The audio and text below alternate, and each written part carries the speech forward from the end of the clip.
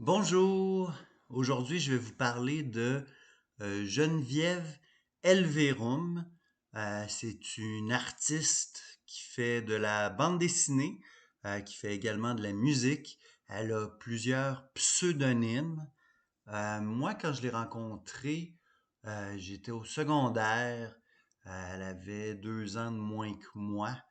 Et puis, elle s'appelait Geneviève Gosselin. On s'est rencontrés dans un spectacle punk et tout de suite, j'ai vu qu'elle avait un tempérament d'artiste. Elle avait une façon de voir les choses qui était très différente de tout ce que je rencontrais autour de moi. Elle avait cette espèce de désir de faire quelque chose. Quand on était au secondaire, elle faisait déjà de la bande dessinée. Elle faisait de la bande dessinée à la main qu'elle donnait de main à main. D'ailleurs, j'ai avec moi des trucs que vous trouverez jamais en librairie de Geneviève, des trucs qui datent de sa tendre jeunesse. Regardez-moi ça, ce dessin-là. C'était son personnage de Roger, qui était de la bande dessinée extrêmement violente, mais en même temps qu'il y avait beaucoup de d'imagination. C'est une façon surprenante de lire. Euh, voilà. Puis j'en ai quelques-uns comme ça, des cadeaux qu'elle m'avait fait, tout fait à la main. Je pourrais pas dire que c'est pas beau, hein. Si, peut-être que si vous pesez sur pause, vous arriverez à lire.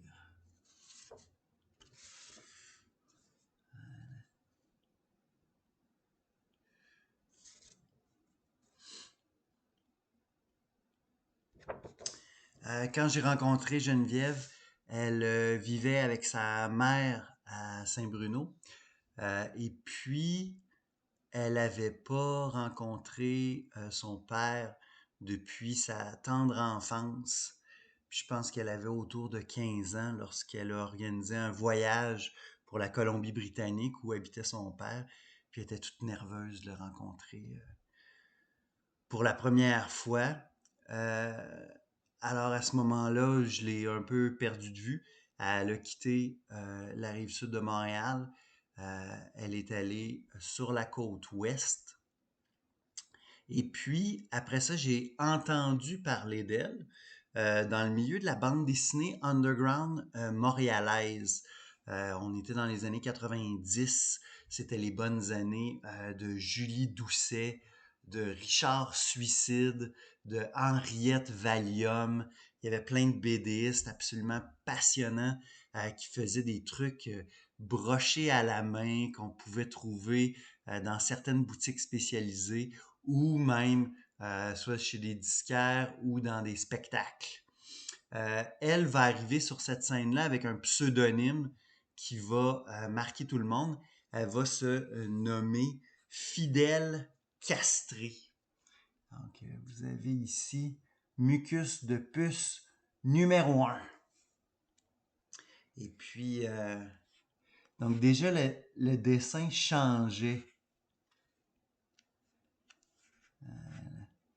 Mais il y avait toujours cette espèce d'humour cinglant, propre à elle. Elle a fait aussi, sous ce pseudonyme, cette toute petite brochure.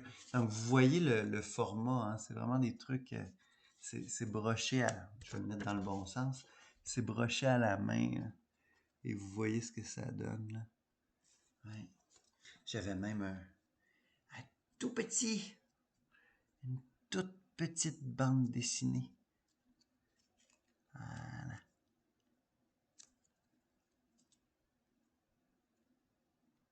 C'est-tu pas beau? Avec ce pseudonyme-là, elle va publier comme ça des trucs dans des fanzines. Elle va publier ses premiers livres qu'elle va diffuser euh, ailleurs qu'au secondaire, ailleurs que dans les mains de ses amis. Euh, Et il y aura un bon écho, mais elle va se fatiguer de ce pseudonyme qu'elle trouve peut-être trop à la mode, trop amusant. Évidemment, Fidel Castré, il y a la référence à Fidel Castro.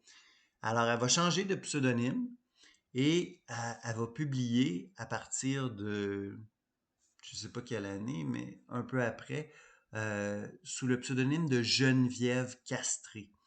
Et de tous les pseudonymes qu'elle va utiliser, c'est probablement celui qui va lui coller le plus à la peau, celui sous lequel on la connaît le plus.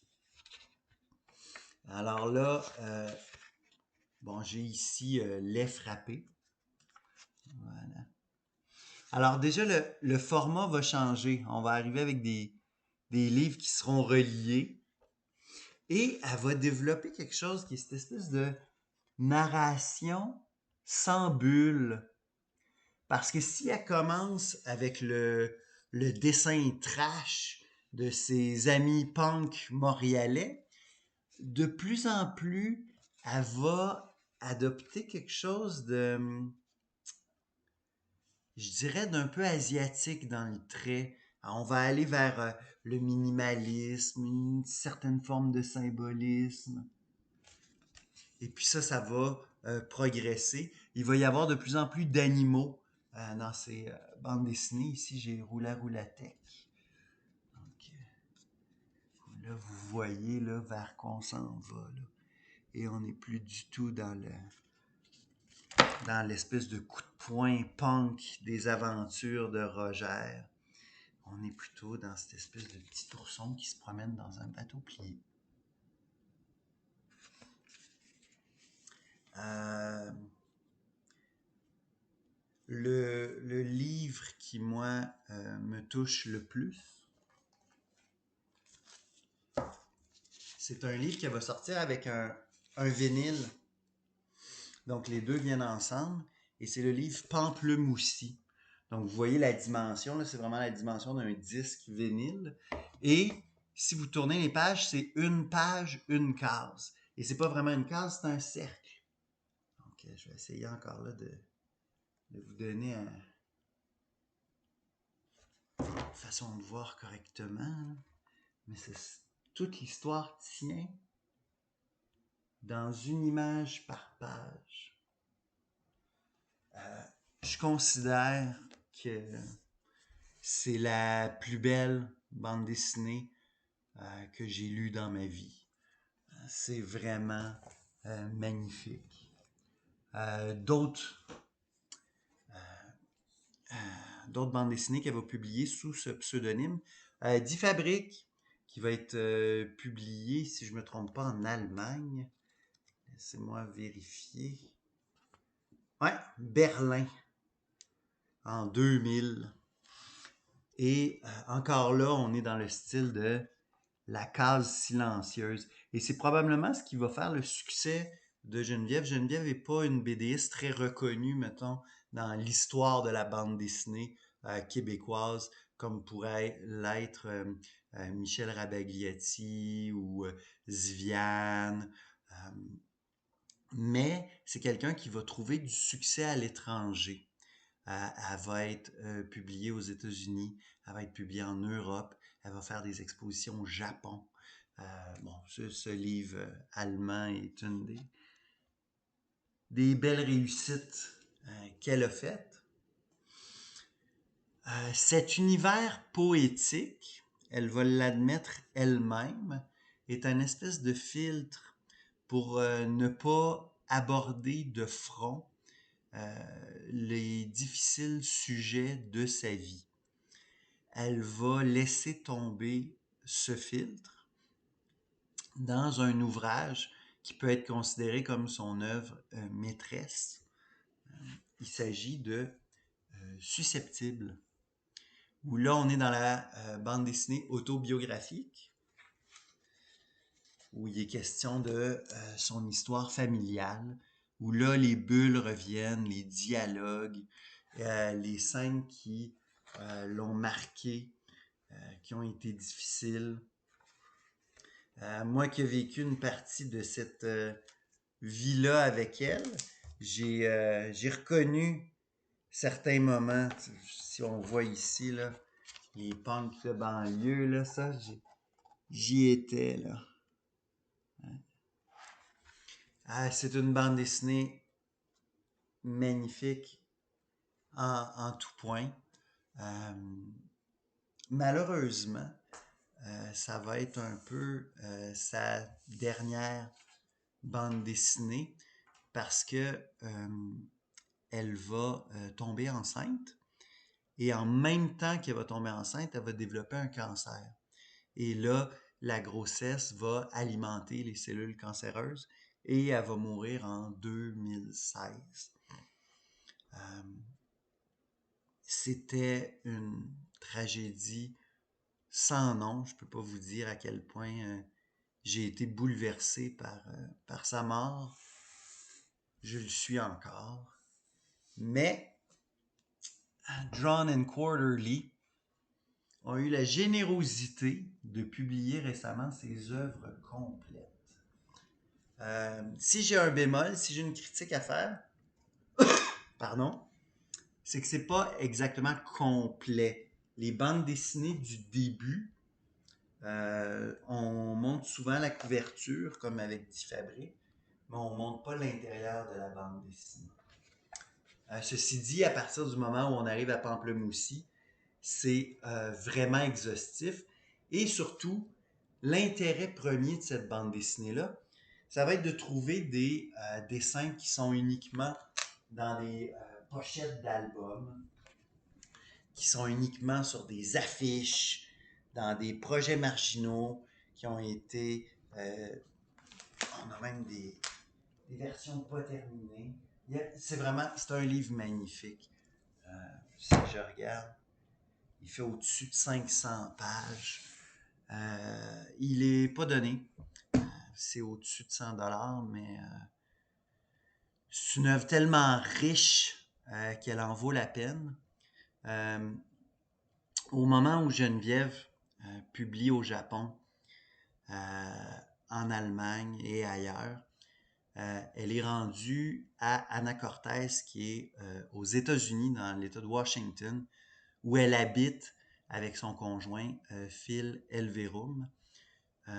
Moi, à ce moment-là, toujours sur la côte Est, au Québec, je l'ai complètement perdu de vue. Et je développe une espèce de regret. Parce que si moi j'ai vu grandir ses dessins, elle n'a pas vu grandir ma poésie. Puis je voulais toujours lui montrer mes poèmes, puis lui montrer que moi aussi j'ai fait des livres hors système avec le groupe Poésie combattante. Et vers, je sais pas, 2000, faut que je calcule, 2007, elle passe à Québec et elle fait un spectacle parce que Geneviève fait aussi de la musique. Le premier pseudonyme qu'elle va prendre en musique, c'est Wolve, W-O-E-L-V. Ceci dit, si vous voulez trouver ses œuvres musicales, que ce soit sur Spotify, Bandcamp ou toutes les plateformes, là, il faut aller à Aupan, donc O, accent circonflexe, espace, P-A-O-N, donc Aupan. J'aime son œuvre musicale comme j'aime son œuvre dessinée. Elle est aussi forte parce qu'elle met son cœur dedans. Que ce soit en dessin ou que ce soit en musique, Geneviève n'est pas quelqu'un qui a fait énormément d'études. Elle n'a pas fait de conservatoire en musique. Elle n'a pas étudié le dessin à l'université.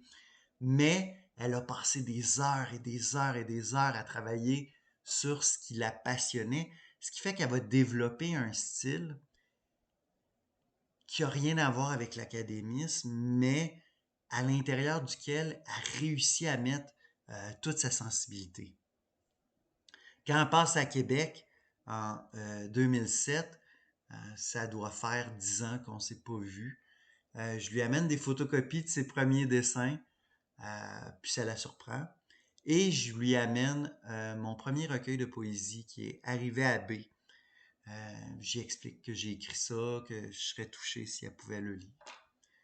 Et l'année d'après, donc 2008 ou à peu près, elle revient faire un spectacle à Québec parce que le premier a été tellement marquant, ça a été tellement une belle réussite qu'elle s'est dit, je vais revenir.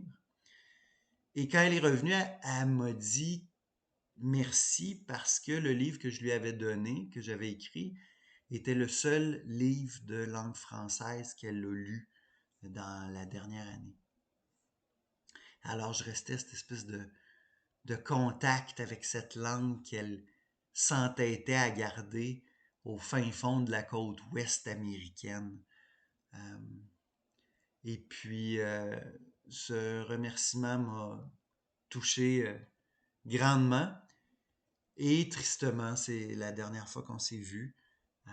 Elle est décédée, c'est quoi, 8 ans plus tard, et j'ai pas eu la chance de la recroiser. Euh, c'est une amitié qui m'est très chère. C'est un fantôme qui habite encore dans ma tête. J'ai Geneviève avec moi aujourd'hui. Mais au-delà du rapport personnel que j'entretiens avec elle, c'est une œuvre forte. Ce sont des dessins magnifiques. Si vous la connaissez pas, fouillez, vous allez trouver. Il y a quelque chose à découvrir là.